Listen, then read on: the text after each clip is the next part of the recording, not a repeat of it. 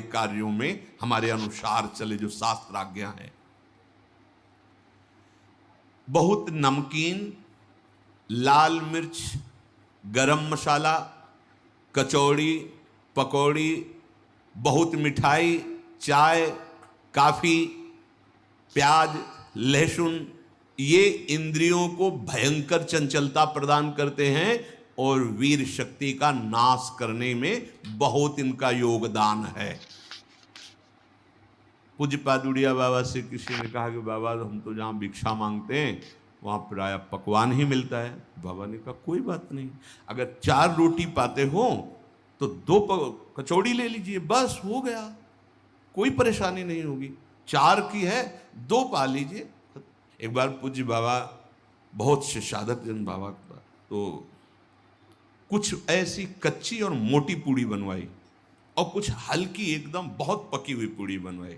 पकी हुई पूड़ियों को पहले परोसा गया, उनके ऊपर कच्ची पूड़ियाँ रख दी गई, 1-1, 2-2, और बाबा खड़े हो गए।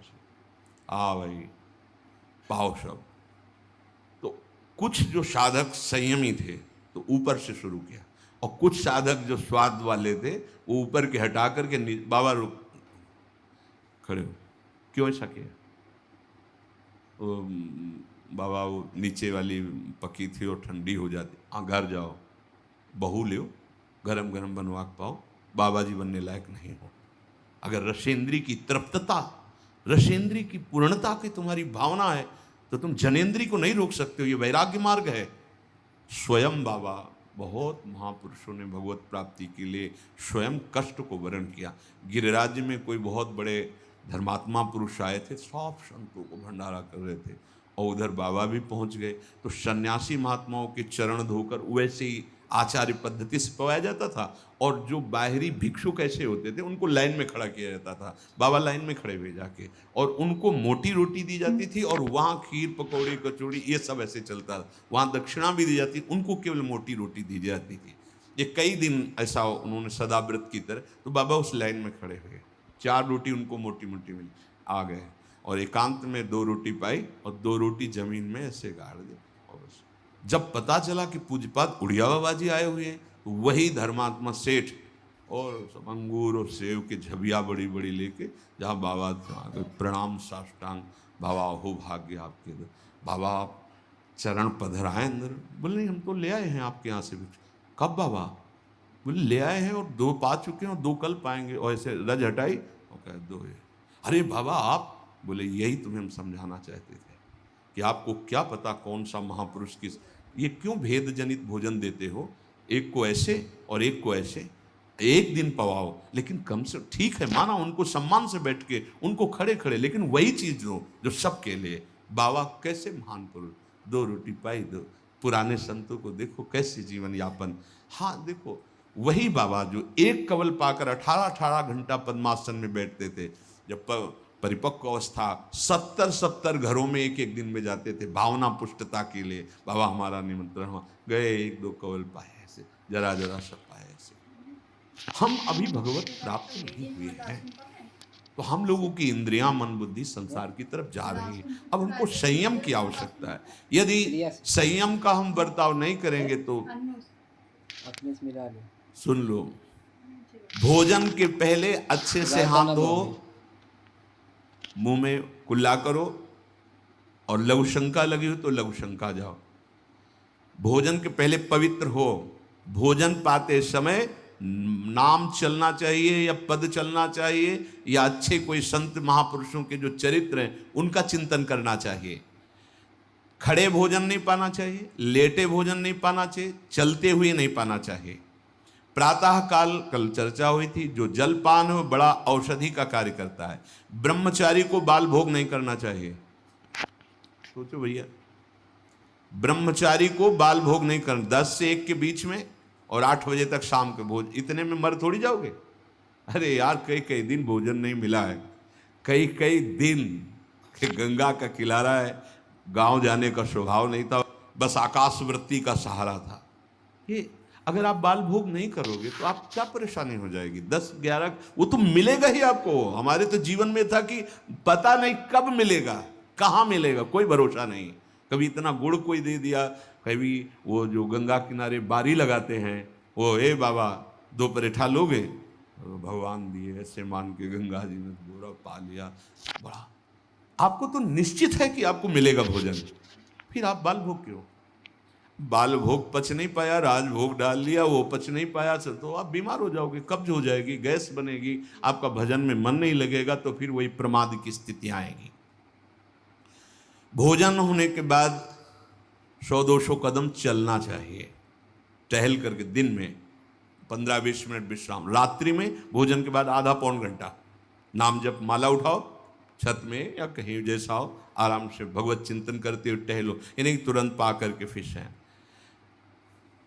कल बताया था उपासक को 3 लीटर पानी पीना ही चाहिए, उससे पेशाब के द्वारा बहुत सी जो शरीर को कष्ट देने वाली वो पित्त आदि ये सब तैयार वो निकल जाते हैं।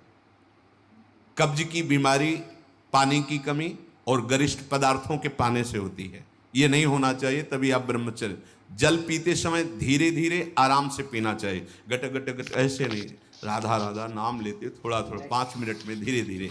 प्यास की पानी से ही बुझाएं प्यास को, सोडा वाटर, लेमन या ठंडे पेय पदार्थ जो शीशियों में आते हैं, हाँ ये ब्रह्मचर्य, संयमी, भगवत मार्ग, ये सब चीजें ले भाई, आपको अमृत पान करना है। राधा नाम सुधा रसम रसी तुम, बहुत सावधान।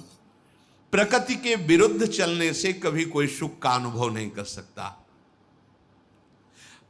बहुत सावधान। भोजन के समय आपको पानी नहीं पीना है, यह अभ्यास आपकी दिनचर्या में बहुत बाधा पहुंचा देगा। यदि आप भोजन के साथ पानी पीते हैं, गैस बनना शुरू हो जाएगी, कब्ज बनना शुरू हो जाएगा, आप परेशान हो जाएंगे।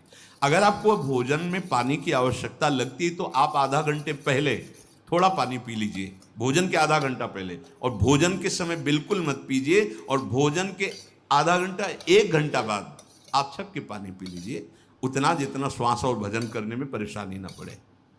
खड़े खड़े पानी नहीं पीना चाहिए। रात्रि में सोने के समय गर्म दूध नहीं पीना चाहिए कि आप गरम गरम दूध पी रहे, नहीं, उसको एकदम शांत कर लीजिए दूध को, जब धुआं न रह जाए। अगर दूध भी पीना है तो पीने के बाद 20-30 मिनट टहलना चाहिए, नहीं कि दूध पी के आप सो गए, संयम में नहीं रह पाओगे। प्रातःकाल उठते ही सूर्योदय के पहले यदि आपको सुविधा हो जाए, एक तांबे का पात्र रखो और उसमें जल पूरी रात्रि भरा रख लो और वो पियो, तो आपको बहुत संयम में सहयोग मिलेगा और रोगों के नाश में सहयोग मिलेगा। तांब पात्र में रात का रखा हुआ जल, ये नितांत सत्य है कि कोई भी नशा करने वाला ब्रह्मचारी नहीं रह सकता। जो तमाकू और भांग, गांजा, अफीम, इस तरह के कोई भी नशे, वो ब्रह्मचर्य नहीं टिकने देंगे। इसलिए कोई भी नशा न करे, आलस्य अपने कर्तव्य कर्म में न करे, हृदय को बार बार शीतल करता रहे, ऐसा चिंतन करे। संतुष्टायेन केन वा, ऐसे चिंतन मत करो कि हृदय तुम्हारा जलता रहे। यदि जो सुनी हुई आज सत्संग की बातें हैं, इनको अपने जीवन में उतारें, और पहली जीवन की प्रार्थना हमारी कि आपकी पहली सीढ़ी ब्रह्मचर्य है। यदि आप ये हस्त क्रिया या किसी भी तरह से गंदी आदतें पूर्व संस्कारवश, कुसंगवश हैं, तो आप छोड़ दीजिए, हिम्मत कीजिए, एक बार जलिए, एक बार नियम ले लीजिए, मैं ऐसा नहीं करूं। खान पान कीजिए और सोने का एक निश्चित समय रखिए, और जिस समय आप ऐसी हरकतों को करते हैं वो समय आप माला लेकर बैठिए। जब तक गाढ़ निद्रा का आवेश ना हो तब तक आप अपने को स्वतंत्र मत छोड़ दीजिए कि पड़े पड़े चिंतन, फिर गड़बड़ हो जाएगा। बिल्कुल ऐसा ही किया गया है जीवन में। हाँ, भोजन के बाद, चलने के बाद वज्रासन में बैठकर जब नींद आई तो कभी कोई माला लिए, कभी माला रखे, और गुरु कृपा से जब ऐसी भावना बन जाती, निरंतर मंत्र नाम जब चल रहा है, वो बात अलग है। पर आपको अपनी दिनचर्या, अब आप सोने जा रहे हैं और आराम से दरवाजा बंद किए और लेट गए और मोबाइल हाथ में, सर्वनाश की स्थिति आप में आ ही जाएगी। क्योंकि एकांत में मन बहुत बलवान होकर इंद्रियों के साथ भोगों का चिंतन करता है, ये बिल्कुल सावधानी रख लीजिए। बलवान इंद्रिय ग्रामो विद्वानम अपि कर्षति। जहाँ एकांत होंगे, मोबाइल हाथ में है, वो आपको दुर्गति करने का बहुत बड़ा साधन बन जाएगा। पहला काम, कमरे में जब जाओ स्विच ऑफ कर दो, बिल्कुल जैसा कहें। माला उठाओ या कोई महापुरुष का चरित्र उस समय पढ़ो, वो आपको थप्पड़ की तरह लगेगा। और चरित्र पढ़ के उसी के चिंतन करते हुए सो जाओ, या माला लेकर के जप करते जब नींद आए तब सो जाओ। कोई ऐसी चेष्टा मत करो जो तुम्हारे उत्साह को, तुम्हारी जीवनी शक्ति को नष्ट करके नरकगामी बना दे। बहुत बढ़िया अवसर मिला है, निकल चलो प्यारे। बार बार आप देख रहे हो कि आपकी दुर्दशा कर रही चेष्टाएं, आप जो कहते हो मैं छोड़ नहीं पा रहा, उसका कारण है आपका निश्चय। आप निश्चय ठीक नहीं कर पा रहे। और नाम जप करो, ऐसा निश्चय होगा। आप इस सत्संग सुनकर मनन करो, ऐसा निश्चय होगा कि निश्चित भगवान की कृपा से आप इस जीवन में संयम पूर्वक बर्ताव करते हुए भगवत प्राप्ति कर पाए। श्री राधा वल्लभ लाल।